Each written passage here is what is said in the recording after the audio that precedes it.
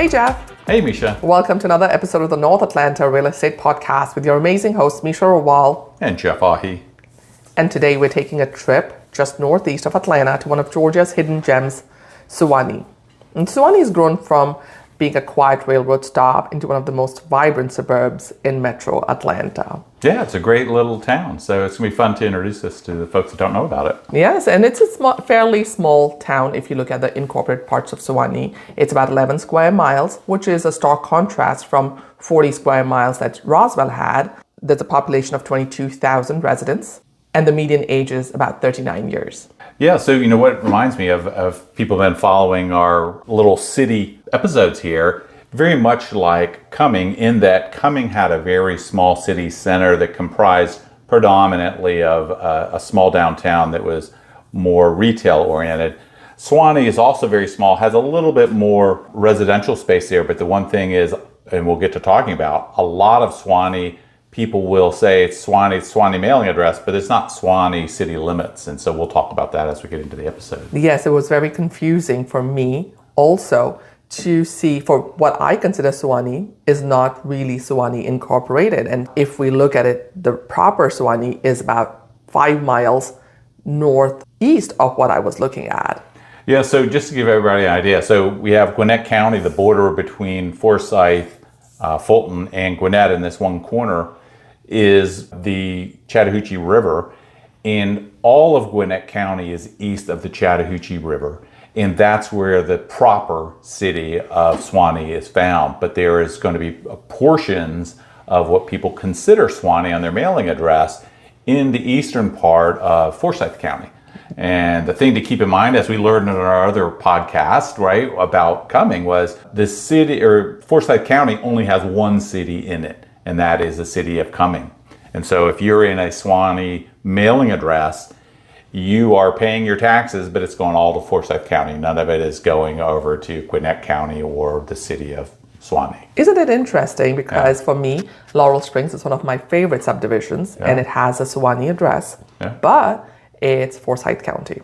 And same with Suvida. For me, Suvida, which is the Indian groceries, falls in Suwanee, but it apparently pays taxes to Forsyth County. Yeah. So it's a bit of a confusion as we were researching this, because it was somewhat of a confusion to us as well. There is no direct boundaries that we can give people. It's kind of, you get this gray area when you're over in the eastern part of Forsyth County. But be that as it may, you know, the city center, all in Gwinnett County, and then the kind of the heart, that Suwanee Town Center, that's in Gwinnett County and just north of downtown. Yeah.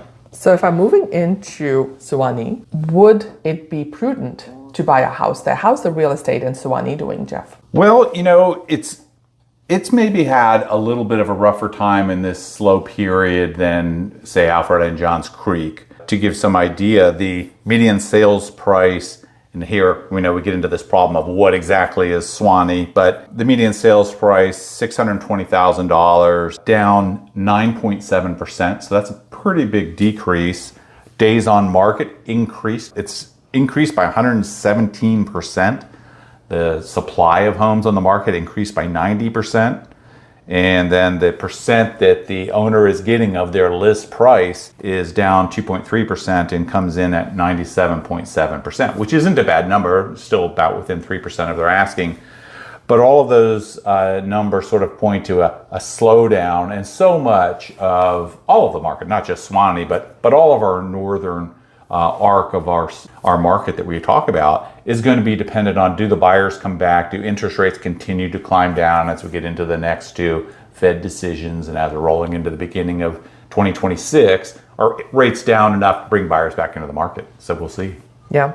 And so it's kind of bringing us back into a more balanced market here in the I think that's fair to say. Area.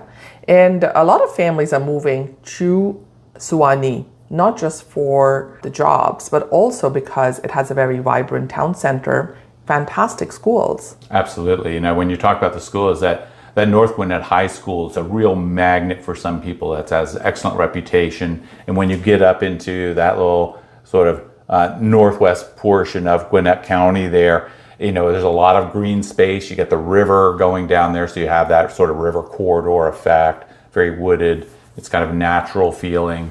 It's a very nice place to live, and you're still located fairly close to 985 and 85, so you can get down into Atlanta. Caveat always being traffic, right? As long as you're not going in the heavy rush hour periods, you'll be able to get down to Atlanta pretty quickly. Yeah, and Gwinnett School of Science, Math, and Technology, the GSMST, is the gem of the education system in Gwinnett County. And the interesting part is that a significant number of the 1,200 kids who attend the school come from economically disadvantaged backgrounds. And it's rated the #1 school in Georgia. So what's going on there, I guess, is that, so this is sort of like a magnet school for Gwinnett County.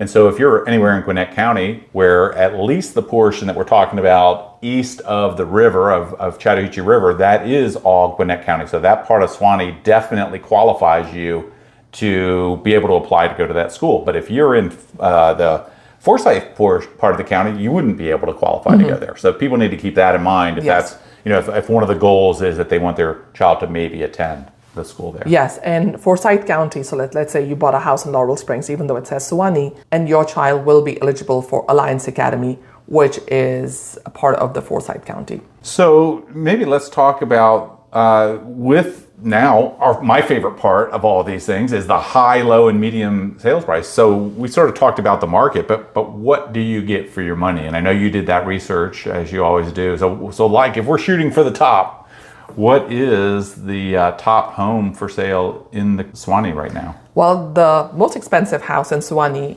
is situated in the River Club, which is a Greg Norman golf course community. Yes, it's fully gated. It's 5004 Gunnison Trace. It's situated on 1.25 acres, $5.5 million. It was built in 2007. 7 bedrooms, 6 full bathrooms, and 3 half bathrooms. Now the price per square foot is $372. Okay, and that was about almost a 15,000 square foot house, I think, right? It was a big house. Yeah, that's a big house. Yes, and talking about the least expensive house, we're looking at 3854 Davis Street. It's priced at $332,000, 1,037 square feet. 3 bedrooms, 1 bath, and it was built in 1954. Now, this house has no basement, needs a little bit of TLC, and it's a cute house. It is cute, and it's actually in the city proper, near downtown, the old part of Suwanee. One of the challenges is, though, for that, if you're kind of moved, that's at the low point. If you go up to move to try to that level where you're going to find some inventory, you have to move up into the low 400s to find a little bit of inventory. This is kind of like the very lowest.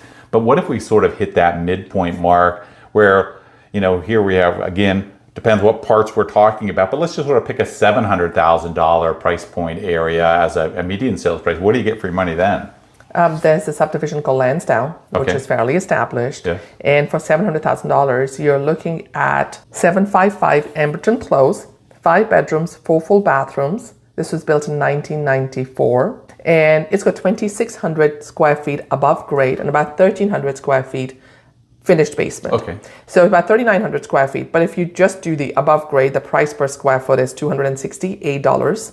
And if you add the finished part of it, then the price per square foot drops to $179, which is a fairly good price for a house in that area.